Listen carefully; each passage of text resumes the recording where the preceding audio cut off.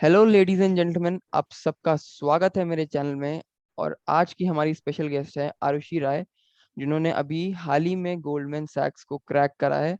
तो इंटरव्यू में बहुत ही ज़्यादा मज़ा आएगा। स्टार्टिंग से एंड तक बने रहना। तो चलो आज का वीडियो शुरू करते हैं। So first of all hello Arushi. Hi Utkarsh. और फर्स्ट ऑफ ऑल मैं थैंक यू बोलना चाहूँगा कि तुमने अपने बिजी शेड्यूल से टाइम निकाला हमारे व्यूअर्स के लिए। तो थोड़ा बहुत इंट्रो अपना तुम देती हो कि हमारी ऑडियंस किससे मिलने वाली है आज। Okay, so basically, just like Utkarsh said, I am Arushi Rai, and I am currently pursuing my bachelor's in technology degree in computer science and engineering from ABS Engineering College, Ghaziabad. So currently, मैं just अभी fourth year में आई हूँ, and yeah, by just like Utkarsh said, I have recently cracked an internship at Goldman Sachs, and yeah, looking forward to working there. So that was a brief intro about me.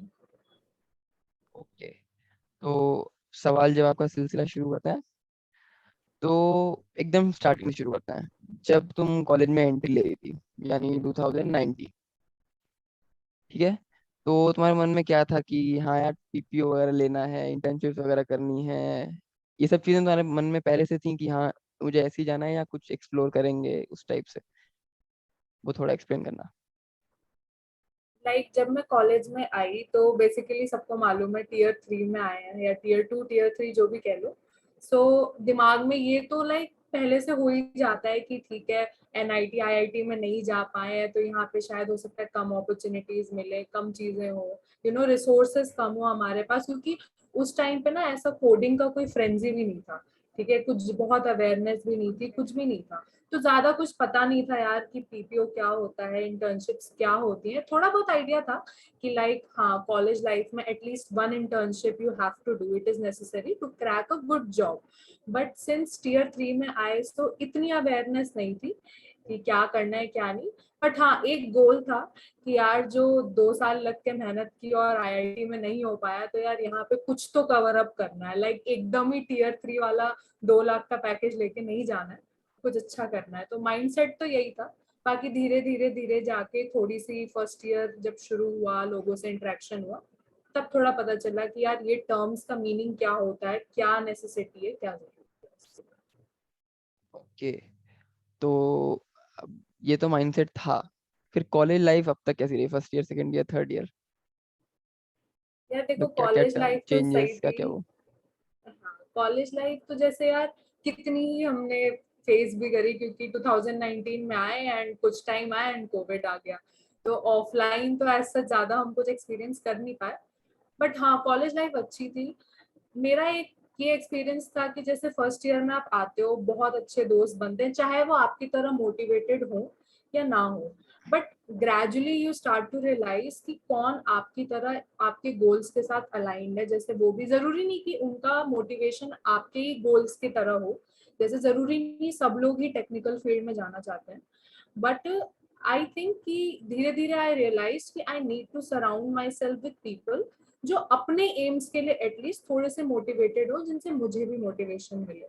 तो मैंने try किया कि मैं उस तरीके से ना लोगों के साथ बॉन्ड करूं, उस तरीके के लोगों के साथ रहूं। एंड कॉलेज में भी ना टीचर्स के साथ भी बॉन्डिंग बनाना जरूरी है, ताकि वो आपको आपके इंटर्नशिप्स में एंड आपके प्रिपरेशन में हेल्प कर सके।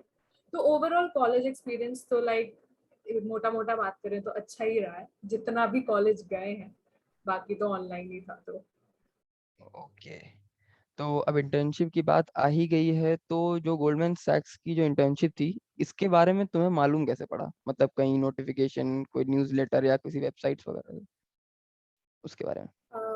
गोल्डमैन सैक्स का बेसिकली यूट्यूब पे एक चैनल है, अर्श गोयल का। सो उस टाइम पे मैं वो काफी फॉलो करती थी। सो आई गेस मुझे फर्स्ट टाइम ना अर्श गोयल के चैनल से ही पता चला था कि गोल्डमैन सैक्स ये एक प्रोग्राम कंडक्ट करवाती है, इंजीनियरिंग कैंपस हायरिंग प्रोग्राम, जो साल में 2 बार होता है। एक बार होता है अगस्त में एंड एक बार होता है हमारा जनवरी के आसपास। सो उस टाइम मुझे पता चला था फर्स्ट टाइम अगस्त में। एंड या उसी के थ्रू मैंने अप्लाई किया था। बाद में हाँ, आई हैव नोटिस कि लिंक्डइन एंड ऑल पे भी ओपनिंग्स आती रहती है इसके रिगार्डिंग, जॉब सेक्शन में ये आता है। बट एट दैट टाइम इन चैनल्स को फॉलो करके I got to know about this opening. Okay, तो अब गोल्डमैन सैक्स की इंटर्नशिप के बारे में अगर बात करें तो क्या बेसिक रिक्वायरमेंट्स थी कि हाँ यार एक कैंडिडेट में ये सब चीज़ें होनी चाहिए, उसे ये स्किल आती हो या प्रोग्रामिंग आती हो या ऐसे करके। इस प्रोग्राम के लिए बेसिकली फर्स्ट चीज तो मैं ये कहूंगी कि गोल्डमैन सैक्स बहुत ही ज्यादा ना एक इक्वल अपॉर्चुनिटी देने वाली कंपनी है। लाइक कई कंपनीज ना टियर 3 टियर 2 के लिए ओपनिंग्स तो निकाल देती हैं, like everybody is eligible, but actually में अगर आप देखो ना तो they don't hire from them. मुश्किल से कोई एक बच्चा होगा जो सेलेक्ट हो जाएगा, बट जनरली होते नहीं है। बट ये जो अपॉर्चुनिटी थी गोल्डमैन सैक्स की, इसमें ना सबको ही उन्होंने इक्वली अपॉर्चुनिटी दी थी। सो इसमें क्या था बेसिकली कि स्ट्रीम्स पे कोई बाउंडेशन नहीं थी, आप किसी भी स्ट्रीम के हो सकते हो, बीट सीएससी आईटी सिविल मैकेनिकल, कुछ भी हो सकता था। द एंड सीजीपीए पे भी कोई बार नहीं था। लाइक वी हैव सीन कि कई कंपनीज में होता है कि आपकी 7 से ऊपर होनी चाहिए, but as far as I remember उसमें कोई भी बार नहीं था। बट हाँ, आई वुड रिकमेंड कि एटलीस्ट आपकी 7 से ऊपर ओवरऑल सीजीपीए होनी चाहिए, ताकि आपके शॉर्ट लिस्टिंग के चांसेस ज्यादा हो जाए। एंड या उसके अलावा बैकलॉग्स आपके जो लाइक करंट बैकलॉग्स कोई भी नहीं होने चाहिए। उसके अलावा आई डोंट थिंक सो कि कोई भी रिस्ट्रिक्शन थी। एंड या your graduating year should have been 2023, मतलब आप अपने पेन अल्टीमेट ईयर में होने चाहिए हो, तभी आप एलिजिबल होते हो इस ड्राइव के लिए। ओके। तो अगर इस इंटर्नशिप के प्रोसीजर की बात करें, मतलब डिफरेंट डिफरेंट राउंड्स हुए होंगे, तो उसके बारे में थोड़ा सा। तो फर्स्टली तो फॉर्म फिल करना होता है, तो गोल्डमैन सैक्स की ही साइट पे एक सेक्शन होता है आपका इंजीनियरिंग कैंपस हायरिंग प्रोग्राम का। तो वहां जाके आपको फर्स्ट स्टेप, एक काफी बड़ा फॉर्म होता है, तो उसको आपको काफी केयरफुली फिल करना होता है, बिकॉज उसमें ना काफी ट्रिकी फील्ड्स भी होती हैं। तो अगर कुछ भी गलत किया तो लाइक वो आप किसी और ही कैटेगरी के लिए अप्लाई कर दोगे गलती से। सो उनका एक एफएक्यू सेक्शन होता है जिसमें उन्होंने पूरे इंस्ट्रक्शंस दिए होते हैं कि how you have to apply and कौन कौन से फील्ड्स आपको चूज करना है फॉर्म में। सो वो चीज आपको करनी है, एंड मेक श्योर कि आप एक अच्छा रेज्यूमे बनाओ। Don't fake anything on the resume, ठीक है ना? एक अच्छा रेज्यूमे बनाओ, एंड एटलीस्ट वन एक अच्छा प्रोजेक्ट होना चाहिए आपका, एंड उसके थ्रू आप अप्लाई करते हो।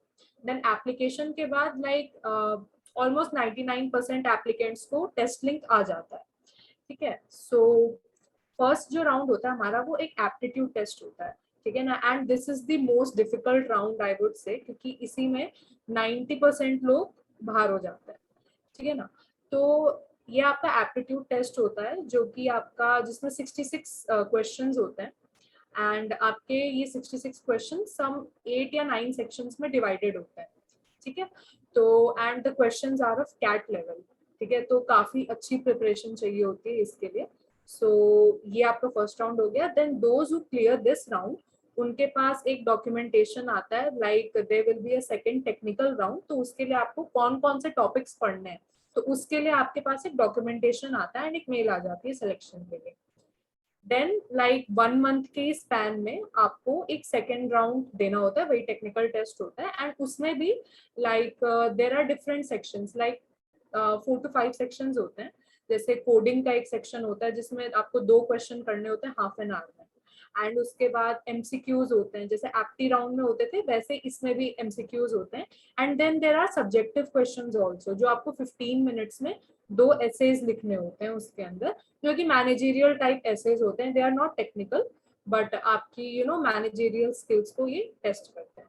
एंड या आफ्टर दैट ये जब हो जाता है, देन आपका अगर आप सिलेक्ट होते हो then you advance to the interview round. And interview round is not like कि आपको अलग अलग डेज पे देना है, you have to sit in front of your computer for 1 whole day. वो आपको एक स्लॉट देंगे, लाइक मान लो आपको बोला like join this meeting at 10 AM, and then वो आपकी शाम तक मीटिंग चलती है, and 2 to 3 rounds of interviews उसी दिन आपके बैक टू बैक कंडक्ट हो जाते हैं। तो ये पूरा प्रोसेस होता है, and then you get the selection off. Okay. काफी ज्यादा खतरनाक प्रोसीजर है पूरा। 4 से 5 राउंड इंटरव्यू के लिए जा रहे हैं, 4 से 5 राउंड रिटन टेस्ट के लिए जा रहे हैं। बट सही है, अच्छे लोग ही क्वालिफाई कर पाते हैं, and I am proud of you. Thank you so much. Okay. तो जैसे अगर तुमने अभी इंटरव्यू के बारे में बात करी, तो इंटरव्यू पे बेसिकली अगर हम बात करें तो ये कंप्यूटर नेटवर्क्स और ये ऑपरेटिंग सिस्टम और ये जो थोड़े डीबीएमएस वगैरह टॉपिक्स होते हैं, ये कितने इंपॉर्टेंट है इंटरव्यू के लिए?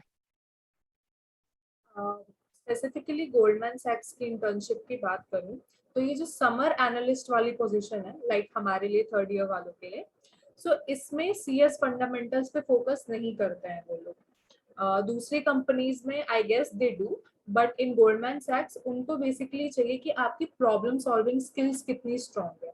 वो आपको एक प्रॉब्लम देंगे एंड दे नोटिस कि आप स्क्रैच से उस प्रॉब्लम पे कितना सोच पा रहे हो, किस डायरेक्शन में सोच पा रहे हो, वो उनके लिए इम्पोर्टेंट होता है। तो या ये DBMS oops it is very rare कि वो ये पूछ लें, वो पूछते नहीं है generally. they focus more on problem solving and puzzles also, like Goldman Sachs is very fond of puzzles, ठीक है? So they'll ask you puzzles, they'll grill you on your resume, but these topics, those CS fundamental topics, are not that important for Goldman Sachs internship. Okay. और जो तुमने documentation की बात करी थी I guess second round में, जो उनकी तरफ से आता है कि हाँ ये टॉपिक्स हम पूछेंगे, उनमें किस टाइप के टॉपिक्स होते हैं? वो बेसिकली देते हैं डेटा स्ट्रक्चर्स के टॉपिक्स, लाइक वो आपको ये एक लिस्ट दे देंगे कि these are the type of data structures which are important for our process. तो आप एक बार ना ये टॉपिक्स देख लो, ये क्वेश्चंस देख लो, like as far as I remember उनमें जैसे उन्होंने दे दिया था कि मान लो एक सेक्शन है ग्राफ्स, ठीक है? So graphs is a very broad topic, ठीक है ना? So in graphs what all is important, वो ये लोग उसमें लिस्ट कर देते हैं that these all topics are very important for the technical test as and also for the interviews. So वो उस तरीके से लिस्ट कर देते हैं and you have to study according to that. उसमें कोई भी लाइक सीएस फंडामेंटल के टॉपिक कुछ भी नहीं होते, only data structures and algorithms. Okay. तो ये तो हो गई इंटर्नशिप की बात। अच्छा, जब तुम प्रिपेयर कर रही थी तो तुमने ऐसा सोचा कि यार कि मुझे इस पर्टिकुलर कंपनी में इंटर्नशिप करनी है या इस पर्टिकुलर सेक्टर में इंटर्नशिप करनी है, या तुमने एक ओवरऑल प्रिपरेशन करी कि हाँ यार कुछ भी हो मैं अपना ये प्रिपरेशन करूंगी, फिर चाहे जिस भी कंपनी में मेरा होता है? तो उस स्ट्रेटजी के बारे में हमें बताओ। तो बेसिकली शुरू से मेरा कुछ ऐसा नहीं था कि यार इसी कंपनी में जाना है या इसी में।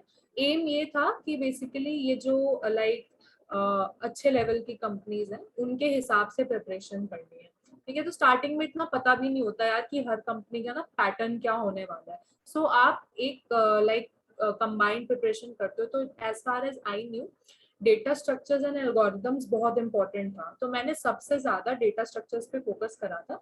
एंड कलेक्टिवली मैंने साथ में जो तुमने पहले लिस्ट किया था like DBMS, oops and computer networks वगैरह, इन टॉपिक्स पे भी मैंने ध्यान दिया था। सो मेरी ये कलेक्टिव प्रिपरेशन थी एंड मैंने जैसे प्लेटफॉर्म्स हमारे लीड कोड, जीएफजी, इन सब पे मैंने अपनी कोडिंग की प्रैक्टिस काफी की थी। शुरुआत में I used to do competitive programming also which definitely helped me, कि थोड़ी सी प्रॉब्लम सॉल्विंग उसने मेरी इम्प्रूव भी की थी। But later with time I realise that competitive को ना थोड़ा एक्स्ट्रा टाइम देना पड़ रहा था। तो फॉर इंटर्नशिप्स आई रियलाइज कि core data structures and core हमारे जो सीएस फंडामेंटल्स है, इनसे मेरा वर्क हो जाएगा along with a good project, ठीक है? So these were the basic requirements जो मैंने पहले गैदर करी थी कि ये नेसेसिटी है कोई भी अच्छी इंटर्नशिप क्रैक करने के लिए, एंड फिर उस पर मैंने वर्क किया था। सो हाँ, यही था मेरा। ओके। तो प्रिपरेशन करते वक्त कुछ चैलेंजेस भी आए होंगे कि हाँ तो तुम्हें पता नहीं होंगी चीज़ें पहली पहली बार में, तो वो वैसे कुछ चैलेंजेस और प्लस कुछ ऐसी मिस्टेक जो तुम चाहती हो कि तुम्हारे जूनियर्स ना करें? हाँ, चैलेंजेस तो यार देखो काफी आए थे, बिकॉज आज की डेट में क्या हो गया ना, रिसोर्सेस बहुत हो गए हैं। आप यूट्यूब खोल लो ना तो आपको बहुत सारे चैनल मिल जाएंगे जो सेम ही चीज पढ़ा रहे होते हैं, बट आप कंफ्यूज हो जाते हो कि आप पढ़ो कहाँ से। कोई एक चीज एक्स्ट्रा करा देगा, कोई एक चीज एक्स्ट्रा करा देगा ना, तो you get confuse. Coding platforms इतने सारे हो गए, बहुत रिसोर्सेज है मेनली। तो एक वो चैलेंज था कि यार फॉलो किसको करूँ, समझ नहीं आता था, ठीक है?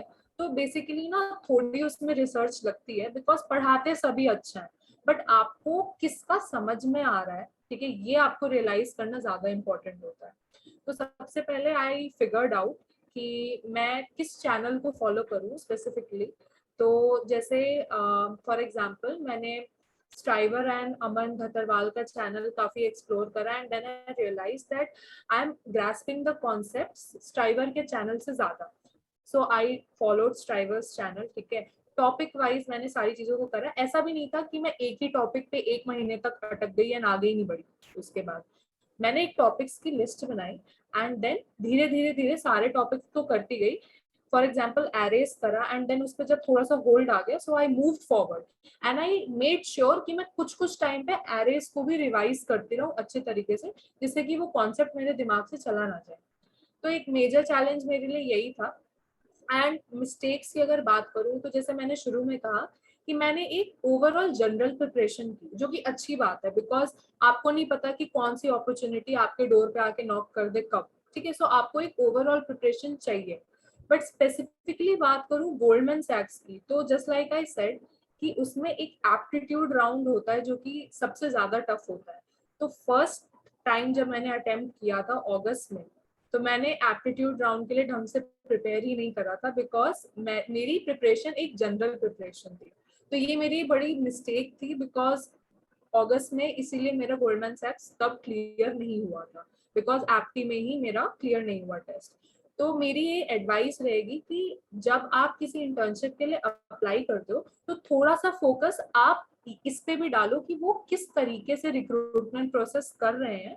एंड उसके अकॉर्डिंग अगर आपको लगता है कि उसमें कुछ डिफरेंस है, जैसे गोल्डमैन सैक्स जैसी कंपनी में एक एप्टीट्यूड राउंड उनका ना एक मेजर स्टारर है, तो आप उस चीज पे फोकस करो कि यार उसमें कैसे क्वेश्चंस आते हैं एंड थोड़ा सा उसके अकॉर्डिंग भी प्रिपेयर करो। वरना ना कभी कभार वो जेनरिक प्रिपरेशन जो है वो हेल्प नहीं करती है, बिकॉज एक पर्टिकुलर टॉपिक पे अगर आपका पेपर हो गया एंड आपने वो प्रिपेयर ही नहीं करा तो वो आपसे क्रैक नहीं हो पाएगा ऑफकोर्स बिना प्रिपरेशन के। तो ये ओके, तो बेसिकली जेनरिक प्रिपरेशन सही है, बट अगर आप किसी पर्टिकुलर कंपनी के लिए पेपर देने जा रहे हो तो उससे पहले थोड़ा सा उसका पैटर्न, उसका क्या करिकुलम है, वो सब चीज़ें जान लो। ओके, तो जैसा कि तुमने बताया कि तुम CS ब्रांच से हो, राइट? तो जाहिर सी बात है कि अगर तुम्हारे क्लास में 60 स्टूडेंट्स होंगे तो सब एक से बढ़कर एक कोडर होंगे। ठीक है, तो तुम्हारे पूरे बैचमेट्स में भी एक अच्छा खासा कंपटीशन होगा कि हाँ यार, वो XYZ बच्चा मुझसे ज़्यादा अच्छा कोडिंग कर रहा है, मैं तो इतना यही कर पा रही हूँ। तो वो जो कंपटीशन होता है, मे बी हेल्दी या अनहेल्दी जैसा भी, वो तुमने कैसे हैंडल करा? ये बिल्कुल ट्रुथ है कि CSC ब्रांच जो भी ये कोर ब्रांचेस होती हैं, ठीक है, इसमें बहुत कंपटीशन होता है। आप जहाँ पे भी नजर घुमाओगे वहां पे ऐसा होता है कि यार इसने लीड कोड पे इतना कर लिया, इसकी तो रैंकिंग कोड शेफ पे इतनी हो गई। सो ना बहुत ही इंफीरियरिटी कॉम्प्लेक्स आ जाते हैं कि यार हम क्यों नहीं कर पा रहे उतना। बट एक्चुअली में ये काफी अनहेल्दी है आपके लिए। मैंने ये सीखा अपने ड्यूरेशन में। लाइक स्टार्टिंग में मैं भी बहुत नर्वस हो जाती थी। In our batch there was a girl जो काफी शुरू से ही काफी बहुत अच्छा कोडिंग करती है एंड यू नो उसे देख के काफी इंफीरियोरिटी हो जाती थी यार कि वो कितना कुछ अचीव कर रही है एंड हमने तो अभी जस्ट शुरू ही करा है, तो कैसे हम रीच कैसे कर पाएंगे। बट एक्चुअली में एक दिन बैठ के, और इसके साथ ही ना मैंने काफी like in my second year also I gave some interviews इसी डर के साथ कि नहीं नहीं मुझे तो क्रैक करना ही करना है बिकॉज बाकी लोग कर रहे हैं। बट उसकी वजह से मैं कभी भी ना अपना पूरा फोकस ना अपनी प्रिपरेशन पे, और कॉन्फिडेंस नहीं आ पाता था मेरे अंदर बिकॉज मेरे दिमाग में अपने लिए नहीं बट दूसरों को दिखाने के लिए होता था कि like you know I have to also reach that level. ठीक है, बट लेटर आई रियलाइज्ड कि अगर आप कंपटीशन को हेल्दी तरीके से लोगे ना तो आपका काफी फायदा है, आपका कॉन्फिडेंस बूस्ट होता है।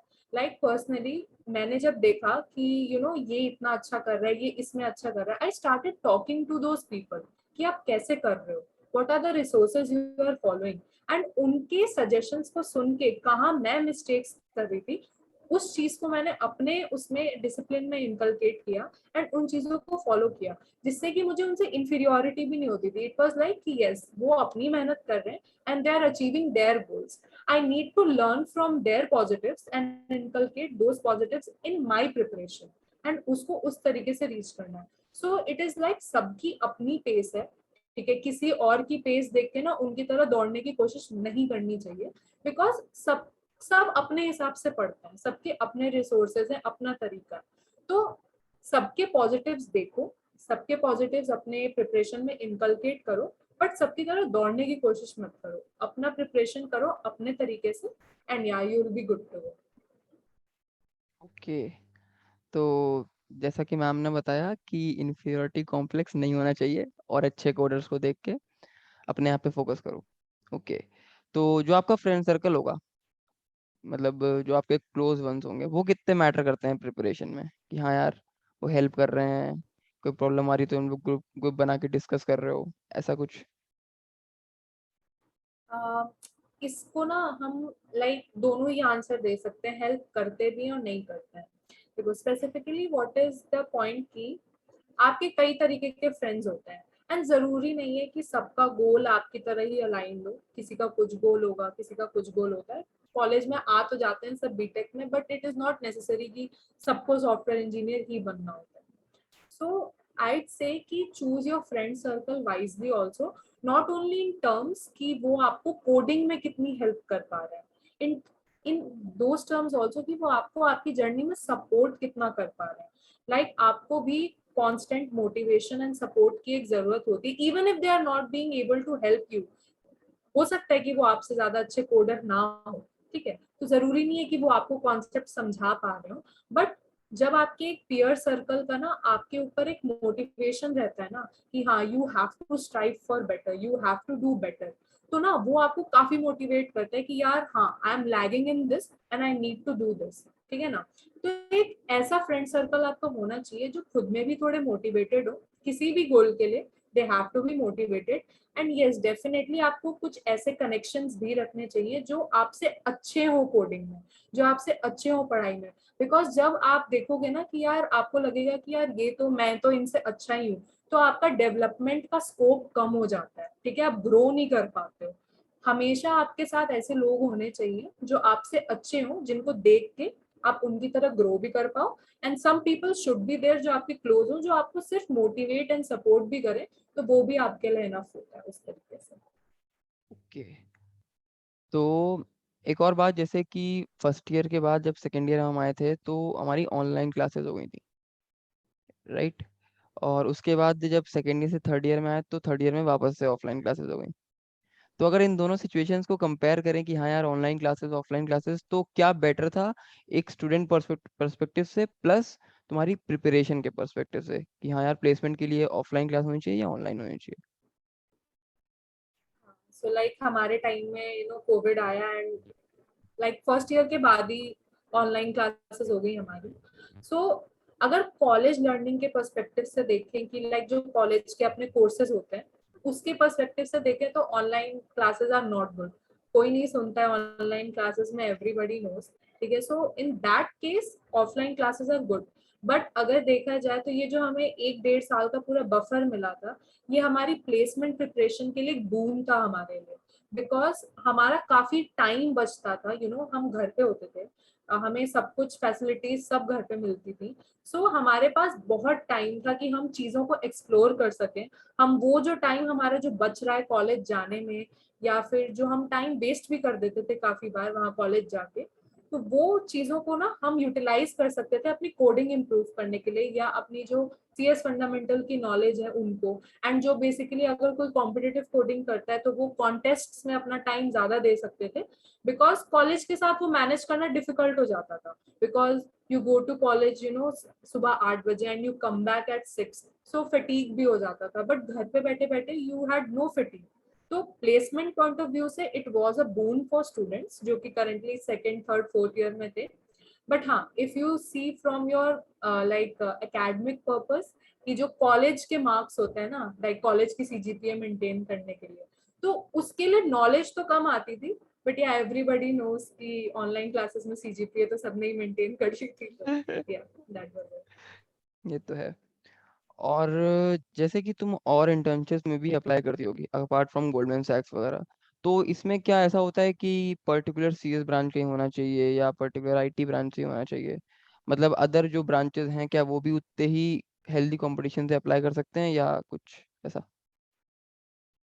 हाँ, लाइक फॉर मी पर्सनली मैंने सेकेंड ईयर में काफी लाइक थर्ड ईयर के स्टार्ट एंड सेकेंड ईयर के एंड के टाइम पे I applied to various companies like Amazon, Google and Adobe, and I have interviewed there also. So उधर ना कोई भी रिस्ट्रिक्शन नहीं होती, these companies never have a restriction कि आप सीएससी से ही होने चाहिए या आईटी से ही होने चाहिए। They allow all branches. हाँ, some companies have a criteria criteria of CGPA that 7+ होनी चाहिए या sometimes there is 8+ भी होनी चाहिए. So yeah, you have to focus a little bit on your CGPA. But rather than that, branches पे कोई भी restriction नहीं होती है. I have personally seen कि दूसरे colleges के सिविल के बच्चे भी ना बहुत अच्छे होते थे कोडिंग में. एंड क्योंकि उन्होंने ना उस तरीके से अपना फोकस बनाया होता है कि एकेडमिक्स के साथ will also focus on coding. तो generally these big companies don't have a criteria on branches and all. Okay, तो कुछ ऐसा ब्रांच का इशू नहीं है, बस आपको कोडिंग में और अपना सीजीपीए मेंटेन करना है और आप एलिजिबल हो. ओके. And also तो projects also. अच्छा, ओके, एक प्रोजेक्ट पे भी ध्यान देना है. ठीक है, प्रोजेक्ट के लिए कोई स्पेसिफिक टेक्नोलॉजी या ब्लॉकचेन या वेब डी या एपडी ऐसा कुछ? प्रोजेक्ट तो आप किसी पे भी बना सकते हो. लाइक बहुत सारी टेक्नोलॉजीज होंगी हमारी. जनरली ज्यादा स्टूडेंट्स जो है वेब टेक्नोलॉजी या AI/ML के साइड चले जाते हैं. But as far as I know किसी भी कंपनी का कोई ऐसा क्राइटेरिया नहीं होता है या कोई ना पर्सनल चॉइस नहीं होती है कि नहीं हम वेब डेवलपमेंट वालों को ही सिलेक्ट करेंगे अनलेस एंड अनटिल वो इंटर्नशिप ही वेब डेवलपमेंट की निकले. लाइक फॉर एग्जांपल कई कंपनीज निकालती हैं कि we need full stack developer interns. So for that आपका ब्लॉकचेन का नॉलेज वहां काम नहीं करेगा. You need to have a knowledge of full stack development. तो अनलेस एंड अनटिल कोई कंपनी ना स्पेसिफिक क्राइटेरिया नहीं रखती है कि वी नीड ML इंटर्न्स या we need full stack interns, तब तक there is no bar on technology. आप किसी भी एक टेक्नोलॉजी को उठाओ, उसके बारे में अच्छे से पढ़ो and make a good project. अगर आप एक भी अच्छा प्रोजेक्ट बना लेते हो ना एक अच्छे लेवल का, it is more than sufficient. बस ये है कि आपको उस प्रोजेक्ट की ना बहुत अच्छी ना साउंड नॉलेज होनी चाहिए. लाइक पर्सनली फॉर गोल्डमैन सैक्स they grill on your resume and बहुत ही ज्यादा डेप्थ में वो आपके प्रोजेक्ट पे क्वेश्चंस पूछते हैं. Like why did you use this and why did you not use this? So you should know about all these things. Okay, मतलब एक थॉरो नॉलेज होनी चाहिए तुम्हें प्रोजेक्ट की अपने, ताकि वो क्रॉस क्वेश्चनिंग करें तो तुम उनका आंसर अच्छे से दे पाओ. ओके. और अगर लिंक्डइन प्रोफाइल की बात करें, जितना रेज्यूमे इंपॉर्टेंट है, क्या उतनी ही लिंक्डइन प्रोफाइल भी इंपॉर्टेंट है प्लेसमेंट्स या इंटर्नशिप्स के लिए? आज की डेट में LinkedIn is kind of your resume only. मतलब हाँ resume से you apply, but जैसे for us basically जो थोड़े से tier 3 tier 2 कॉलेजेस से होते हैं एंड कई कंपनीज होती हैं जो आपको डायरेक्टली कैंपस में विजिट नहीं करती हैं. सो उनके लिए स्पेसिफिकली क्या होता है कि मान लो कि आप ऑफलाइन आप किसी चीज में अप्लाई कर रहे हो एंड वहां पे भी कई बार शॉर्टलिस्टिंग नहीं हो पाती है. So for that there is a term referral. ठीक है, सो आप लोगों को रीच आउट कर सकते हो लिंक्डइन पे. आपको अच्छे कनेक्शंस बनाने पड़ेंगे उसके लिए and then you reach out to people की you need a referral. You draft a message and you send the message to those people and you can get referrals. So referrals के वजह से ना आपकी शॉर्ट लिस्टिंग के chances थोड़े से increase हो जाते हैं. It does not guarantee your selection, but आपके शॉर्ट लिस्टिंग का जो प्रोसीजर होता है ना वो थोड़ा सा आपको गारंटीड हो जाता है कि हाँ यार थोड़े से चांसेस मेरे बढ़ गए. ऑल्सो आपको लिंक्डइन के थ्रू काफी सारी ओपनिंग्स के रिगार्डिंग पता चल जाता है कि लाइक कोई भी ओपनिंग होगी सो रिक्रूटर्स खुद भी पोस्ट डाल देते हैं एंड कंपनीज भी अपने पोस्ट डाल देती हैं. And if you maintain a good LinkedIn profile, ठीक है, so it increases the chance कि जो recruiters होते हैं company के they can personally reach out to you on your LinkedIn profile. Like for me personally, I have been reached out by many recruiters on LinkedIn जिन्होंने मेरा profile देखा LinkedIn पे, they liked it and they reached out to me कि you fill this application form and yeah we'll take it from there. So LinkedIn is very important in nowadays. Competition जैसे जैसे raise हो रहा है आपको भी एक स्टेप आगे रहना है सबसे and you have to maintain your LinkedIn profile. It is important. Okay, तो बेसिकली एक डिजिटल रेज्यूमे ही है एक लिंक्डइन आज के समय में, तो उसको मेंटेन करना काफ़ी ज़्यादा इम्पोर्टेंट है. तो जो आपकी गोल्डमैन सैक्स की इंटर्नशिप है, ये जब कंप्लीट हो जाएगी, टेन्योर कितना है इसका? 3 months? 3 month? 2 months. 2 months, okay. 2 months की इंटर्नशिप है, तो इसके बाद क्या मतलब गोल्डमैन सैक्स आपको प्रोवाइड कर रहा है, प्लस आपकी क्या एक्सपेक्टेशन है कि हाँ यार इस इंटर्नशिप के बाद मेरा ऐसा ग्रोथ या मेरा ऐसा डेवलपमेंट हो जाएगा, उसके बारे में थोड़ी सी? सो बेसिकली गोल्डमैन सैक्स की 2 months की इंटर्नशिप है जो हमारी समर्स में बस स्टार्ट ही होने वाली है. सो आफ्टर दिस इंटर्नशिप मेरी तो एक्सपेक्टेशंस यही है that I work hard and I get a chance for a PPO at Goldman Sachs, because I've heard that Goldman Sachs does provide PPO to their summer interns. The only criteria is that you have to perform exceptionally well, and then they provide you a placement opportunity with them. And plus, every candidate, you know, in their third year has a requirement that you know, you're interning at such a big company, so you know, you have stipend expectations also. So Goldman Sachs does fulfill that stipend expectation also. And yeah, as far as personal development is concerned, you know, my expectations include that I'll get to network with, you know, very experienced professionals. GS is known for their, you know, brilliant minds. I've heard कि वहाँ पे लोगों के पास ना बहुत ही ज्यादा talent होता है. So personally I get to network with them, talk to them, and उनकी जिस तरीके से ग्रोथ रही है, उनकी जो नॉलेज बेस है वो मुझे इनकलकेट करने को मिलेगी. एंड सो पर्सनली मेरी तो काफी डेवलपमेंट होगी उस प्रोसेस के यू नो प्रोसेस के थ्रू. एंड या डेफिनेटली आई विल स्ट्राइव कि I perform well and get a PPO from Goldman सैक्स. ओके, तो आई विश कि तुम्हें पीपीओ मिल जाए, और जो भी स्टाइपेंड है उसकी पार्टी मुझे भी चाहिए।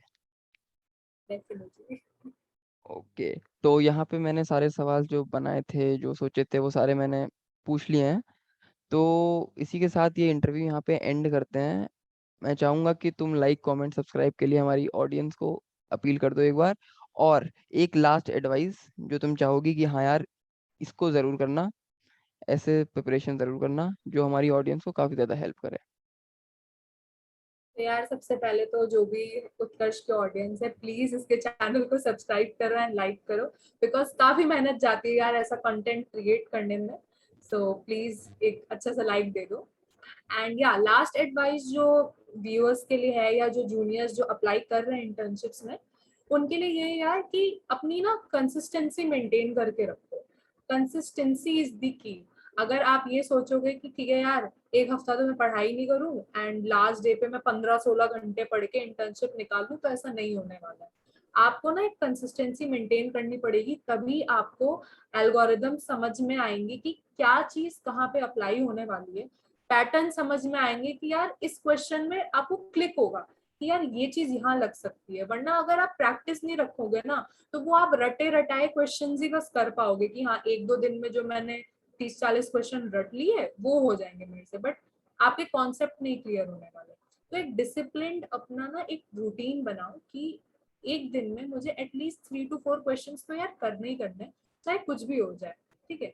सो उसे मेंटेन करो. अपना एक पीयर सर्कल अच्छा बनाओ जो आपको सपोर्ट करे अच्छे से, एंड जो आपको हेल्प करे ग्रो करने में, चाहे वो पर्सनली हो चाहे वो टेक्निकली हो. तो वो चीज आपको एक ध्यान में रखनी है. एंड हेल्दी कंपटीशन को हेल्दी तरीके से ही लो. ऐसे मत करो कि मुझे इसके पीछे दौड़ना है कि यार इसने गूगल निकाल ली, सो यू नो मुझे भी गूगल क्रैक करनी है. नो, सबका पेस अपना होता है. अपने हिसाब से प्रिपरेशन करो, अपने रिसोर्सेज को आइडेंटिफाई करो. सारे रिसोर्सेज पे स्कैटर्ड मत रहो कि यार यहाँ से भी पढ़ लूँ यहाँ से भी पढ़ लूँ. कोई एक रिसोर्स उठाओ, उसको अच्छे से फॉलो करो, एंड उसके अकॉर्डिंग अपनी जर्नी को कंटिन्यू करो. ओके, तो थैंक यू आरुषि। तो इसी के साथ हम ये इंटरव्यू यहाँ पे एंड करते हैं। अगर वीडियो अच्छी लगी हो तो इसे लाइक कर देना, और कोई डाउट हो तो आरुषि का हैंडल, इंस्टा हैंडल और लिंक्डइन हैंडल मिल जाएगा। कोई डाउट वगैरह हो तो वहाँ पूछ सकते हो। और चैनल पे नया हो तो सब्सक्राइब करते जाना। तब तक के लिए चलते हैं। Do not get stuck in past, do not worry about the future, just live in present, be happy and stay motivated. Thank you guys.